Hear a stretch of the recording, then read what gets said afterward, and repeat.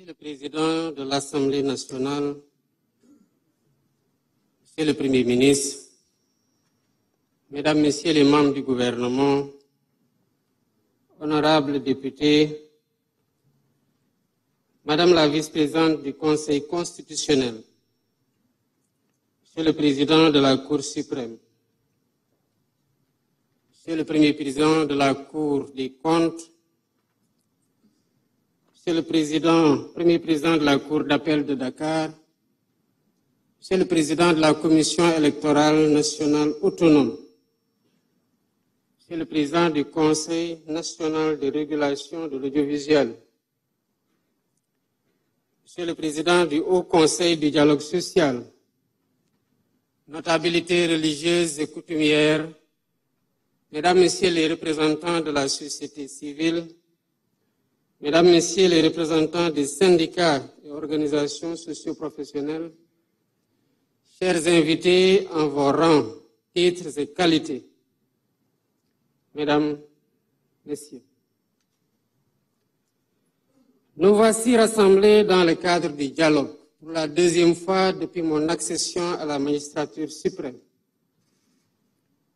Pour cette année, nous ouvrons des concertations larges et inclusives autour du thème d'intérêt national, à savoir le système politique. En assistant à cette belle rencontre qui nous réunit, et qui réunit toutes les forces vives de la nation, nous rappelons à l'injonction du respect de la date codifiée dans le calendrier républicain. Ce dialogue en temps de paix nous enracine davantage dans la tradition continue de concertation et de préservation d'une paix sociale qu'il nous incombe de construire en permanence. Mesdames, Messieurs, l'implication de toutes les sensibilités de notre société dans la gouvernance institutionnelle de l'État, et s'il en était encore besoin, une preuve de la rupture systémique qui traverse aujourd'hui toute l'action publique. Ma conviction profonde est qu'au-delà des acteurs politiques, lorsqu'il s'agit de se projeter dans le temps long des réformes qui façonnent notre système politique, toute la société a voix au chapitre. Ainsi devons-nous définir par la quête du consensus et par les délibérations collectives la charpente institutionnelle et normative qui préfigure la vie de notre société politique. C'est toute la vertu d'un dialogue organisé en temps de paix.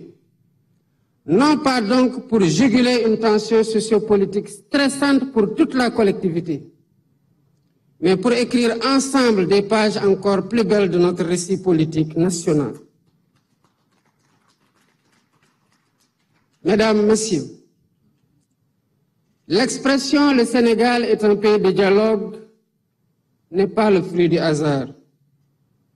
Nous la devons à un héritage consolidant de Pencho et de Disso, à une conscience politique mûrie par l'histoire,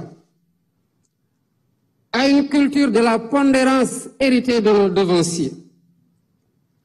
Notre responsabilité, c'est de préserver ce héritage et de le transmettre intact. Au demeurant, nous devons nous garder de l'immobilisme ou du statu quo.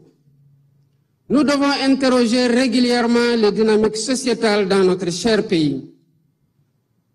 En effet, les tensions qui ont traversé le Sénégal sont encore trop vivaces pour être oubliées.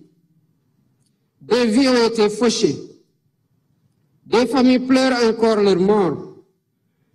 Des blessures morales attendent d'être pansées.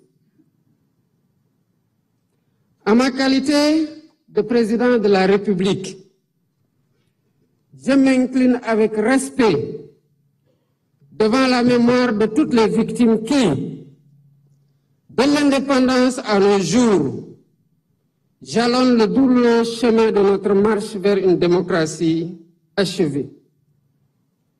J'exprime à leurs familles, à leurs amis et à leurs compagnons de lutte la solidarité de la nation.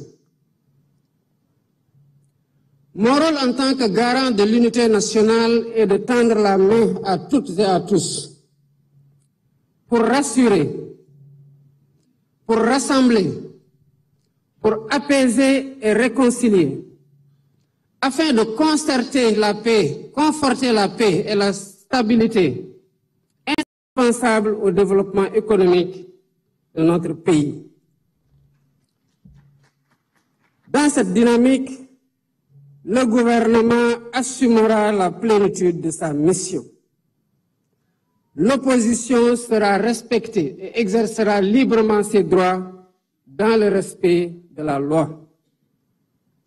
Mesdames, Messieurs, l'histoire politique récente de notre pays nous commande de réformer pour la postérité. Réformer pour renforcer les acquis démocratiques et garantir davantage la stabilité de nos institutions.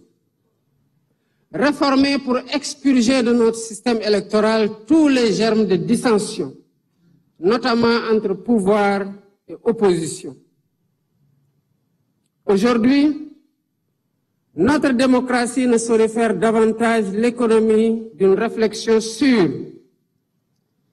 la rationalisation du calendrier électoral, la création d'une commission électorale nationale indépendante, le fonctionnement des organes chargés de l'organisation des élections, l'accès au fichier électoral et sa gestion, la rationalisation des partis politiques et leur financement, le rôle de la justice dans le processus électoral, la dématérialisation du processus électoral, le statut de l'opposition qui doit avoir un contenu réel, l'inscription automatique des primo-votants, la durée des campagnes électorales ou encore les modalités du parrainage, entre autres. Ces concertations, heureusement organisées en dehors de toute échéance électorale, nous offrent une opportunité unique de réfléchir avec sérénité et lucidité sur l'avenir de notre système politique. Ensemble, nous avons la responsabilité de repenser nos institutions en nous appuyant sur les principes fondamentaux de la démocratie, le respect des libertés individuelles et collectives, ainsi que sur les réformes constitutionnelles et législatives indispensables. Les Sénégalaises et les Sénégalais ont eu l'opportunité de contribuer activement à cette réflexion en soumettant plus de 13 000 propositions sur la plateforme Djubanti, lancée seulement le 9 mai 2025. Cela veut dire qu'au-delà de la forte attente de nos compatriotes quant aux résultats de ces assises, cet engouement traduit un encouragement pour tous les participants et un appel pressant au sens des responsabilités afin d'arriver à des consensus forts et productifs. Le peuple sénégalais vous observe. Mesdames, Messieurs, je voudrais à cet instant solennel adresser mes vives félicitations au facilitateur général du dialogue national, le Dr Cheikh Gueye, pour avoir accepté de conduire les travaux. Monsieur le facilitateur général, votre intégrité reconnue et votre attachement indéfectible aux valeurs républicaines seront, j'en suis convaincu, des gages de réussite de ce processus. Je tiens également à saluer avec respect et gratitude l'ensemble des acteurs qui ont répondu à l'appel du dialogue. Votre présence ici aujourd'hui témoigne de votre attachement à la République, à la paix civile et à la grandeur de notre démocratie. Je forme donc le vœu ardent que vos échanges soient empreints de responsabilité, d'écoute et de dépassement de soi, qu'ils soient féconds en propositions audacieuses et réalistes, et qu'il soit guidé à chaque instant par l'intérêt supérieur du Sénégal. Sur ce, fort de notre engagement commun et de mon attachement indéfectible aux valeurs démocratiques et à la cohésion nationale, je déclare ouverts les travaux du dialogue national sur le système politique. Que Dieu bénisse le Sénégal.